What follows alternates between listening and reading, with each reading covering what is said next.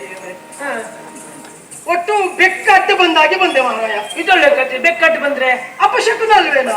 ಹೌದು, ಬೆಕ್ಕಟ್ಟು ಬಂದ್ರೆ ಅಪಶಕನ. ಮತ್ತೆ ಮನೆ ಬೆಕ್ಕೆ ಅಟ್ಟು ಬಂದ್ರೆ ಅದೇನು ಮನೆ ಬೇಕು? ಅದು ಬೆಕ್ಕಲ್ವಾ? ಬೆಕ್ಕದು ಮನೆದಲ್ವ ಅದು? ಸಾಕಿದ್ದಾದ್ರೆ ಎಷ್ಟೊತ್ತಿಗೂ ಬರ್ಬೋದು. ಆದ್ರೆ ಬೆಕ್ಕು ಬಂದ್ರು ಒಂದು ದೃಷ್ಟಿಯಲ್ಲಿ ಒಳ್ಳೇದೇ. ಯಾಕೆ ಹೇಳು? ಅಪಶಕನ ಎನ್ನುವುದನ್ನು ಮೊದಲೇ ತೋರಿಸ್ತದಲ್ಲ. ಹೌದೌದು, ಹಾಗಾಗಿ ಇದು ಶುಭ ಶಕನೆ. ನಾ ಮನೆ ಬೆಕ್ಕಿದ್ದಾಗಲ್ವ ಪುಣ್ಯಾತ್ಮ? ಅಲ್ಲ, ಬೆಕ್ಕು ಬಂದ್ರೆ ಅಪಶಕನ, ಹೋಗುವಾಗ ದಾರಿಯಲ್ಲಿ ನಾಯಿ ಬಂದ್ರೆ ಶುಭ ಶಕನ. ನಾಯಿ ಬಂದ್ರೆ ಅಪಾಯ, ನೇರ ಯಮಲೋಕಕ್ಕೆ ಕರ್ಕೊಂಡು ಹೋಗ್ತದೆ ಅಂತ. ಅದಕ್ಕೇನು ಆಗುದಿಲ್ಲ ಪಾಪ. ಹೌದಾ? ಅದಕ್ಕೇನು ಆಗುದಿಲ್ಲ. ಸುಮ್ಮನಿರ. ನಿನ್ನ ಯಾವತ್ತು ನಾನು ನೋಡ್ತಾ ಇದ್ದವ, ಆದ್ರೆ ಇವತ್ತು ನೋಡ್ತಾ ಇದ್ದೇನೆ. ನಿನ್ನ ಮುಖ ಎನ್ನುವುದು ಯಾವತ್ತು ಹಸನ್ಮುಖಿಯಾಗಿರ್ಬೇಕಾದ ನೀನು ಇವತ್ತು ಹಳಸಿದ ಮುಖಿಯಾಗಿದೆಯಲ್ಲ ಕೃಷ್ಣಯ್ಯ. ನಿನ್ನ ಮುಖ ಅಂದ್ರೆ ಮುಸುಡಾಗಿದೆಯಲ್ಲ ಕೃಷ್ಣಯ್ಯ. ಕಾರಣ ಉಂಟು ಆತ್ಮೀಯ. ಎಂತಾಯ್ತು? ಬಾಲ್ಯದಿಂದಲೂ ನನ್ನ ಒಡನಾಡಿ ನೀನು. ಹೌದೌದು. ನಾ ಹೇಗಿರ್ತೇನೆ ಎನ್ನುವುದನ್ನು ಕಂಡವ ಉಂಡವ. ಆದ್ರೆ ಈ ಹೊತ್ತು ಮುಖದಲ್ಲಿ ನಗುತ್ತಾ ಇದ್ರು ಮನಸ್ಸಿನೊಳಗಿರುವ ನೋವೇನು ಎನ್ನುವುದನ್ನು ಅರಿಯುವುದು ಸ್ನೇಹಿತ ಮಾತ್ರ. ಹೌದು, ಸರಿಯಪ್ಪ. ಏನ್ ಮಾಡೋಣ? ಎಂತಾಯ್ತು? ಪ್ರತಿನಿತ್ಯದ ಹಾಗೆ ನಮ್ಮ ಅಣ್ಣನ ಕಾಣಬೇಕು ಎನ್ನುವ ಕಾರಣಕ್ಕೆ 3 ದಿನಗಳಾಯ್ತು ಸಭೆ ಸೇರಲಿಲ್ಲ ಎನ್ನುವ ಉದ್ದೇಶದಿಂದ ಅಣ್ಣನನ್ನ ಕಾಣಬೇಕೆನ್ನುವ ಹಾಗೆ ತ್ವರಿತದಿಂದ ಸಭೆ ಸೇರಿದೆ. ಕುಪಿತನಾದ ಅಣ್ಣ ಮಾತನಾಡದೆ ಎಡಗಾಲಿನಿಂದ ನನ್ನನ್ನ ಛಾಡಿಸಿ ತುಳಿದ. ಎಂತ ತಪ್ಪು ಮಾಡ್ಬಿಟ್ರು ಅಂದ್ರೆ? ಹೋಗಿ ಹೋಗಿ ನಿನಗೆ ಎಡಗಾಲಲ್ಲಿ ತುಳಿದ್ರು ಅವರು. ಅಂದ್ರೆ ಬಲಗಾಲಲ್ಲಿ ತುಳಿಬೇಕಿತ್ತ? ಅಲ್ಲ, ಎರಡೂ ಕಾಲಲ್ಲಿ ತುಳಿಬೇಕಿತ್ತ. ಅಂದ್ರೆ ನೋವಾಗುದು ನನ್ಗಲ್ವಾ? ಅಲ್ಲ, ಮತ್ತೆ ಅವರಲ್ಲಿ ಕೌಚಿ ಬೀಳ್ತಿದ್ರ ಇನ್ಯಾರಿಗೂ ತುಳಿಲಿಕ್ಕೆ ಹೋಗುದಿಲ್ಲ ಆಗಿತ್ತು ಹಾಗೆ. ಆದ್ರೆ ಅದನ್ನ ನಾವು ಬಯಸಿಕೊಡುದು ತಾನೆ. ಮತ್ತೆ ಈಗ ಏನ್ ಯೋಚನೆ ಮಾಡಿದ್ದಿ? ನಮ್ಮ ಅಣ್ಣ ಮರ್ಯಾದೆ ಕೊಡ್ಲಿಲ್ಲ, ತುಂಬಿರುವ ಸಭೆಯಲ್ಲಿ ಮರ್ಯಾದೆ ಹೋಯ್ತು. ಆದ್ರಿಂದ ನೇರವಾಗಿ ನನ್ನ ಮಡದಿಯಾದ ಭಾಮಾ ಮನೆಗೆ ಹೋಗೋಣ ಎನ್ನುವ ಹಾಗೆ ಹೊರಟು ನಿಂತವ ಇದ್ದೇನೆ. ಕೃಷ್ಣ, ನೀನೀಗ ನನ್ನ ಹೆಂಡತಿ ಮನೆಗೆ ಹೊರಟಿದ್ದೇನೆ. ನಿನ್ನ ಹೆಂಡತಿ ಸತ್ಯಮ್ಮನ ಮನೆಗೆ? ಹೌದು.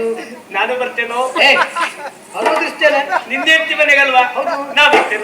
ನನ್ನ ಹೆಂಡತಿ ಮನೆ ನೀನ್ ಯಾಕ? ನಿಂಗೆ ಕೆಲ್ಸ ಉಂಟ ಇಲ್ವ ನಂಗೆ ಗೊತ್ತಿಲ್ಲ, ನಂಗಂತೂ ಕೆಲ್ಸ ಉಂಟು. ಬಾಯಿ ಹೊರಡಿಸ್ತೇನೆ ಪಾಪಿ. ಯಾಕ? ಕಾರಣ ಉಂಟು ಕೃಷ್ಣಯ್ಯ. ಏನ್ ಕಾರಣ?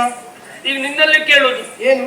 ಈ ಪ್ರಪಂಚದಲ್ಲಿ ಗಂಡಸರು ಹೆಂಗಸಿಟ್ಕೊಳ್ಳೋದು ಉಂಟ ಇಲ್ವಾ? ಸಹಜಪ್ಪ, ಅದೇನು ದೊಡ್ಡ ವಿಷಯ ಬೇಡ. ಹೆಂಗಸರು ಗಂಡಸರು ಇಟ್ಕೊಳ್ಳೋದು ಉಂಟ ಇಲ್ವಾ? ಅದು ಉಂಟಪ್ಪ, ಅವ್ರಿಗೆ ಅನುಕೂಲ. ಹೆಂಗಸರೇ ಹೆಂಗಸಿಟ್ಕೊಂಡದ್ದು ಉಂಟ? ಹೆಂಗಸರೇ ಹೆಂಗಸಿಟ್ಕೊಳ್ಳೋದು ಉಂಟ? ಎಂತ ಮಾತಾಡ್ತೀಯ ನೀನು? ಹೌದು ಕೃಷ್ಣಯ್ಯ, ಹೆಂಗಸರು ಹೆಂಗಸಿಟ್ಕೊಳ್ಳೋದು ಉಂಟ. ಹೌದಾ? ಕೇಳಿಲ್ಲ. ಆಗಿದೆ ಹಾಗೆ. ಹೌದಾ? ನಿನ್ನ ಹೆಂಡತಿ ನನ್ನ ಹೆಂಡತಿಯನ್ನು ಇಟ್ಕೊಂಡಿದ್ದಾಳೆ. ಎಲ್ಲಿ ಅಸಂಬದ್ಧ ಪ್ರಲಾಪಿ ಮಹಾರಾಯ ನೀನು. ಅಲ್ಲದೆ ಹೋದ್ರೆ ನನ್ನ ಹೆಂಡತಿ ನಿನ್ನ ಹೆಂಡತಿಯನ್ನು ಇಟ್ಕೊಂಡದ್ದು. ಹೌದೌದು. ಅಲ್ಲ, ಒಂದು ದೃಷ್ಟಿಯಲ್ಲಿ ನಿನ್ನ ಹೆಂಡತಿಯನ್ನ ನಾನು ಇಟ್ಕೊಂಡಿದ್ದೇನೆ ಅಂತ ಹೇಳಿದ್ರು ಆಕ್ಷೇಪ ಇರಲಿಲ್ಲ. ನಾ ಸುಮ್ಮನೆ ಇರ್ತಿದ್ನ.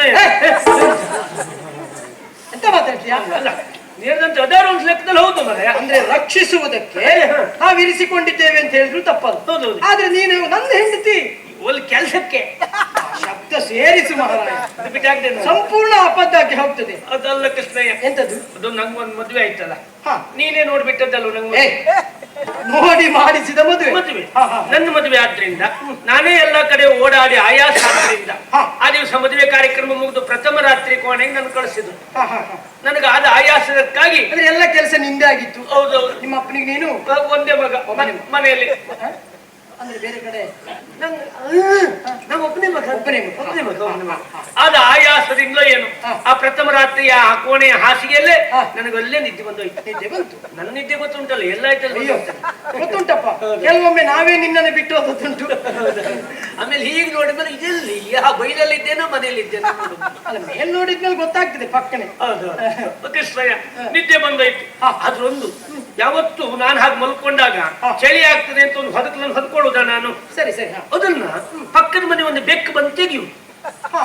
ಬಹುಶಃ ನಿನ್ನ ಒಡನಾಟ ಇದ್ದದ್ದು ಎಂತದ ಗೊತ್ತಿಲ್ಲ, ಬಂದು ತೆಗಿಯುದು. ತೆಗೆದ ಮೇಲೆ ನಾ ಸಿಟ್ಟು ಬಂದು ಒಂದು ಹೊಡೆಯುವುದು. ಅದಕ್ಕೆ ಪ್ರಥಮ ರಾತ್ರಿ ಅಲ್ವಾ, ಬಾಗಿಲು ಬೇರೆ ತೆಗ್ದಿತ್ತು. ಆ ಬೆಕ್ಕಿ ಬರ್ಲಿಕ್ಕೂ ಅನುಕೂಲ ಆಯ್ತು. ಅಲ್ಲ, ಆ ಅಭ್ಯಾಸ ದಿವಸ ಬೆಕ್ಕಿಗಿತ್ತ. ಸರಿ ಸರಿ. ನಾ ಮಲ್ಕೊಂಡಿದ್ದೆ. ಮಲ್ಕೊಂಡಾಗ ಯಾರೋ ಬಂದು ನನ್ನ ಹೊದಕಲನ್ನು ತೆಗೆದಾಗ ಆಯ್ತು.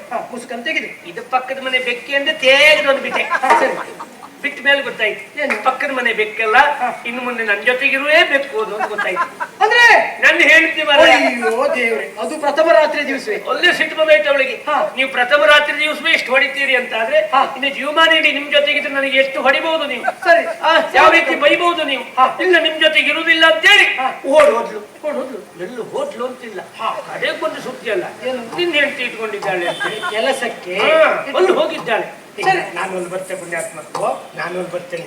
ಅಂದ್ರೆ ನಾ ಹೋಗುವುದರಿಂದ ನಿನ್ನ ಕಾರ್ಯವು ಸಾಂಗವಾಗಿ ನಡೀತದೆ. ನನಗೊಂದು ಅನುಕೂಲ ಹೋಗ್ಲಿಕ್ಕೊಂದು ಏನಾದ್ರು ವಿಷಯ ಬೇಕಲ್ವಾ? ಅದಕ್ಕೆ ಯಾಕೆ ಯೋಚನೆ ಮಾಡ್ತೀಯ? ಯಾಕೆ ಯೋಚನೆ ಮಾಡ್ತೀನಿ ನೀನು? ನಾನಿದ್ದಲ್ಲಿ ನೀನೆ. ಹೌದಾ? ಎಲ್ಲಿ ಕೃಷ್ಣನೋ ಅಲ್ಲಿ ವಿಜಯ. ಮತ್ತೆ ಆಗ್ತಡ